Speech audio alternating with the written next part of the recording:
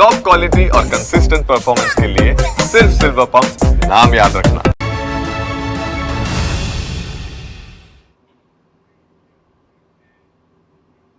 નમસ્કાર, સમાચારો સાથે હું છું જયેશ। સ્થાનિક સ્વરાજ્યની ચૂંટણીમાં અવિરત વિજય કુચ ભાજપની રહી છે। કોંગ્રેસ તો કરુણ રકાસ થયો છે અને અન્યના ફાળે પણ ચોંકાવનારા પરિણામો આવ્યા છે। આખરે સમગ્ર રીતે આ પરિણામોનું જો વિશ્લેષણ કરવા જઈએ તો ભાજપ જ્યાં ગત વખત કરતાં આ વખતે પણ ખૂબ સારું પ્રદર્શન કર્યું છે અને આપ જુઓ અત્યાર સુધીમાં જે 68 નગરપાલિકા છે તેમાંથી 62 નગરપાલિકા ભાજપે કબજે કરી લીધી છે। કોંગ્રેસે ફાળે માત્ર એક પાલિકા આવી શકી છે, અન્યના ફાળે 4। પરંતુ ભાજપ માટે આ જે પરિણામ છે તે ઘણું જ સારું કહી શકાય અને ભાજપનું જાણે કે બુલડોઝર ફરી વળ્યું હોય તેવા આ પરિણામો સામે આવ્યા છે। પણ કોંગ્રેસ માટે ચોક્કસપણે વિચારણીય કહી શકાય તે પ્રકારના પરિણામો મળી રહ્યા છે। ઠેર ઠેર કોંગ્રેસનું કારમો પરાજય જોવા મળ્યો, કરુણ રકાસ જોવા મળ્યો અને કોંગ્રેસ તરફથી પ્રતિક્રિયા પણ આવી ચૂકી છે કે હારની તેઓ સમીક્ષા કરશે। બીજી તરફ ભાજપ આ વિજય બાદ વિજય ઉત્સવ મનાવશે।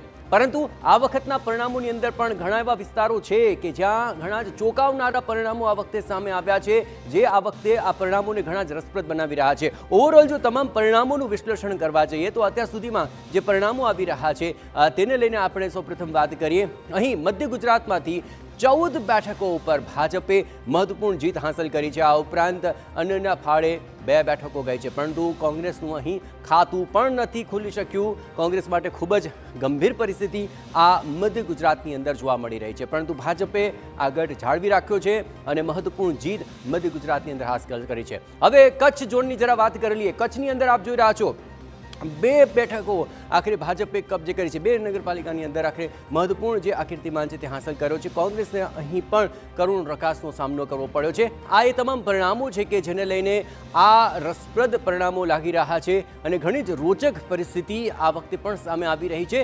ભાજપે જે દમખમ બતાવ્યો અને જે મુદ્દાઓ સાથે સ્થાનિક સ્તર સુધી ગયા છે તે આખરે પરિણામોની અંદર પડખાઈ રહ્યા છે। ઉત્તર ગુજરાતની તમામ પરિસ્થિતિઓથી જરા આપણે રૂબરૂ થઈએ। અહીં 9 જેટલી બેઠકો આખરે કોંગ્રેસે કબજે કરી લીધી અને અહીં પણ મધ્ય ગુજરાતની બાદ ઉત્તર ગુજરાતમાં પણ ભાજપે દમખમ બતાવ્યો અને તે આખરે સ્પષ્ટપણે દેખાઈ રહ્યો છે।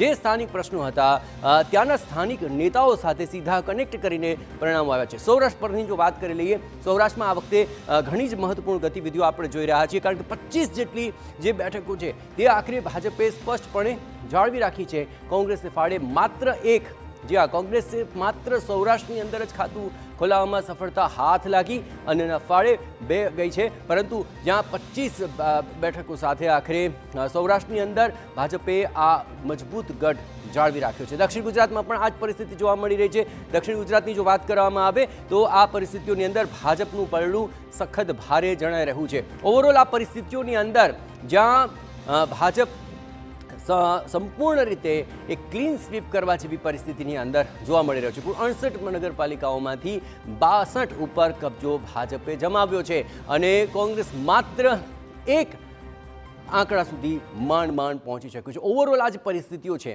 તેને લઈને પરિણામો એકતરફી